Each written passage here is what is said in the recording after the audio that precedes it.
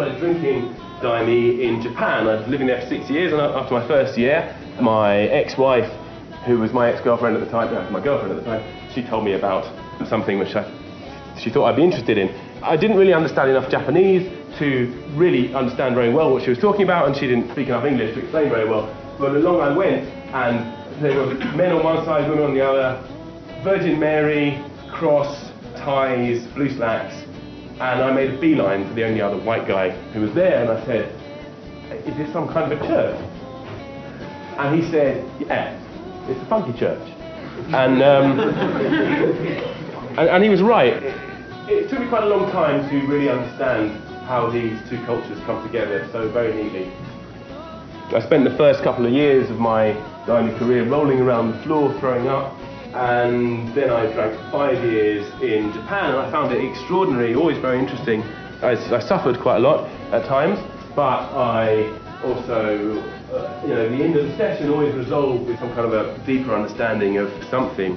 And in fact, one of the really eye-opening things was the meaning of freedom, really, because you have this extreme discipline put upon you. You can't even sit down. Taking a side, you're not really meant to even sit down. You're obliged to stay there and to do your work. And in fact, we have a constant reference to this in our hymn, Tikai and Silvagar, which means stay in your place. You're meant to stay in your place. And that means in the session, you stay in your place in the line, but it also means in your daily life.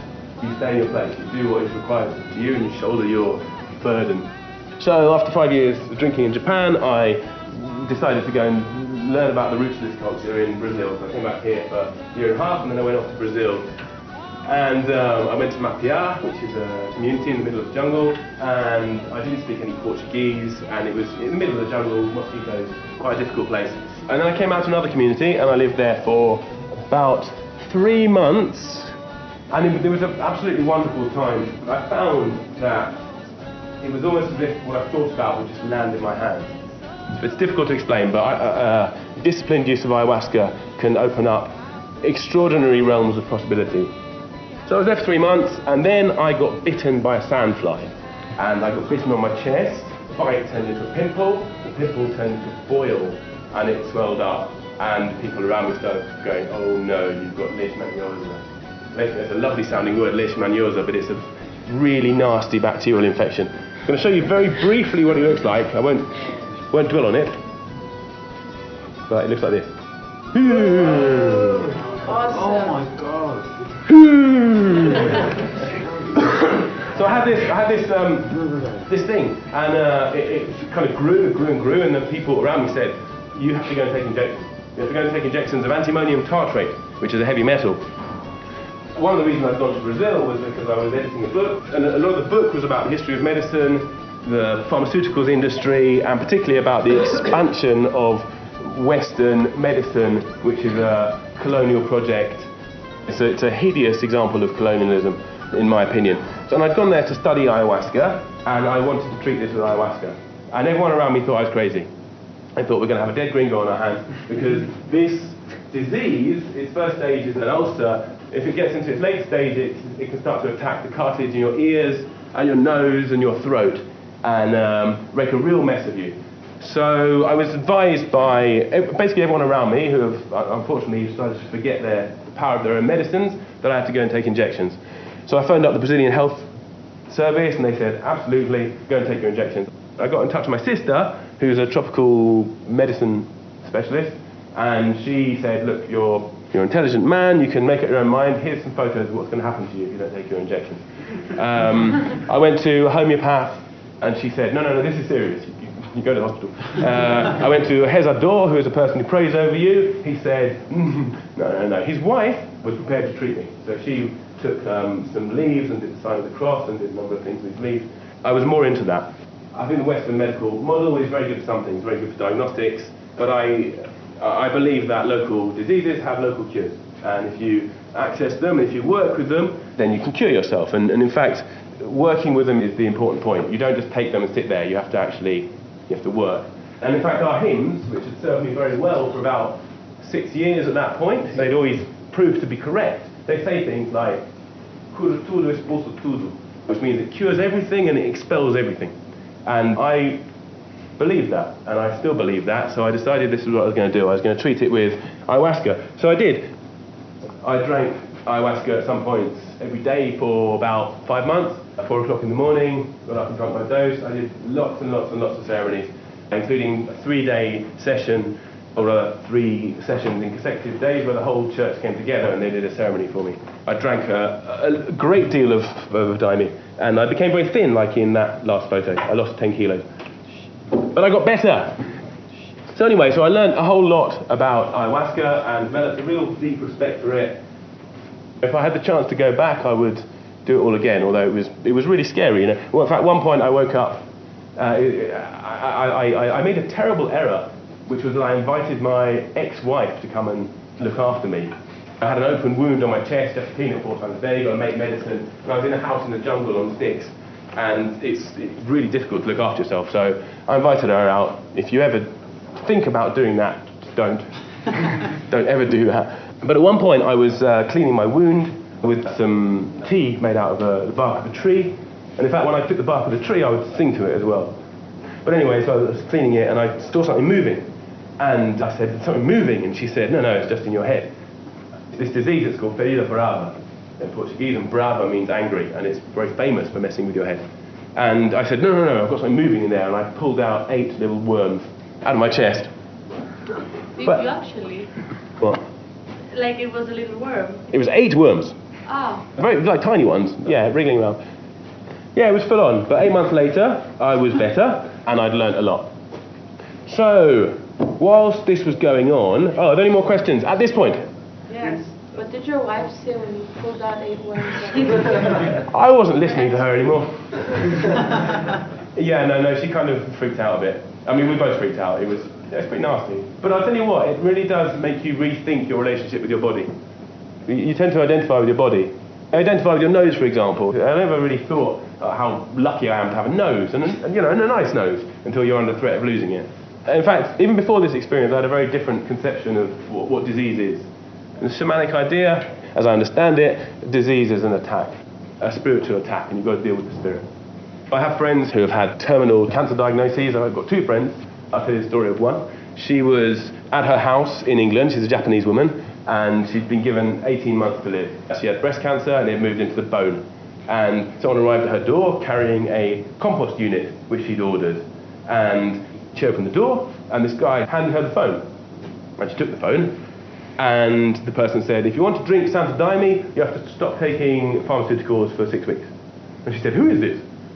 It turns out it was a Japanese woman. She was a Japanese woman. The reason my friend who had the compost unit had given her the phone was because he'd phoned up someone about sessions, and this guy's wife had answered, and she's Japanese. And he opened the door, and there was a Japanese woman, and he was just a bit confused, and he handed over the phone. So she said, what?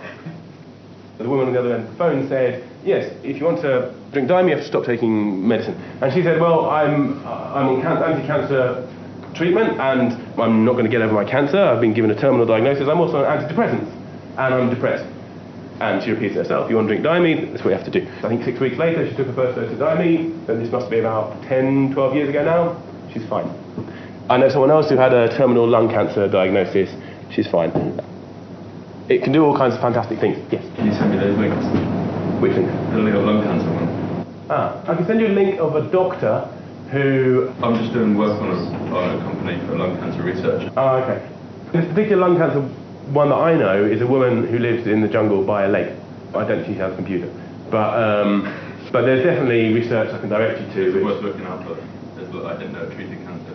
In kind of biomedical literature, no, it doesn't treat cancer. But there are anecdotal reports of people who've had cancer who don't have it anymore, or it's in very long remission.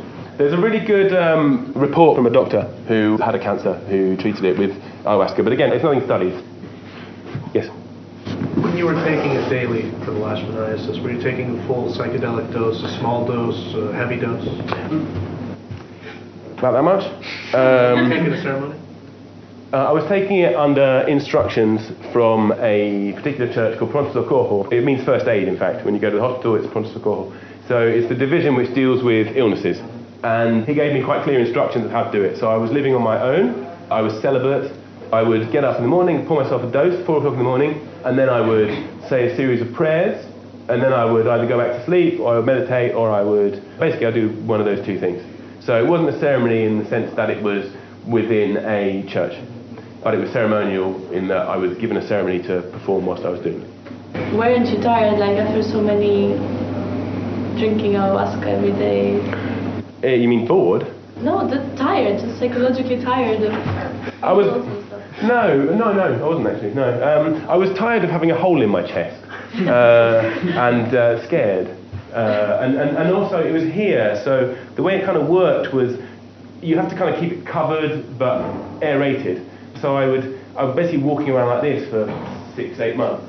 And by the end of it, my lung capacity had dropped right down. So once I was better and I could actually stretch my chest again, did a whole lot of yoga to get my lung capacity back up. So no, when it got to a stage where I could barely walk up the steps, and done a house on sticks, so there was a mission to get up the steps.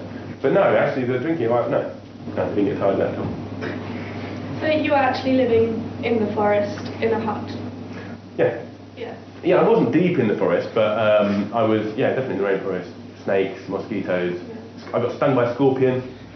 And it was during a lemon fast, right? So this lemon fast, I was drinking for this disease. So the first thing in the morning, I would drink the juice of 1 lemon on the first day, and then not eat anything for 3 hours.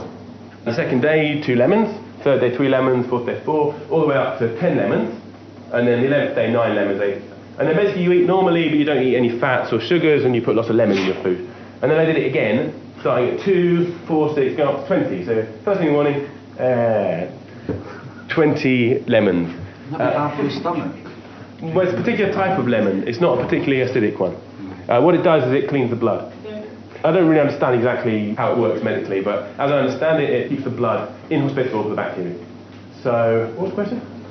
Oh, about living in a hut in the jungle. Oh yeah, so I got stung by a scorpion one day during this lemon fast, and I hobbled over to my friend's house, and they just laughed at me and told me to rub lemon on it.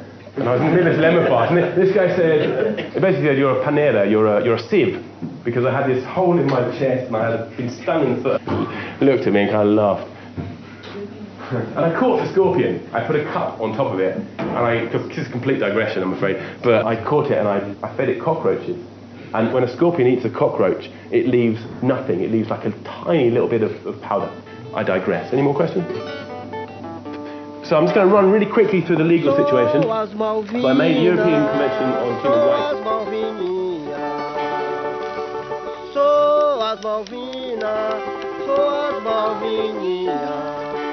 Sou a linda Dália que vem lá do oceano. Sou a linda Dália que vem lá do oceano.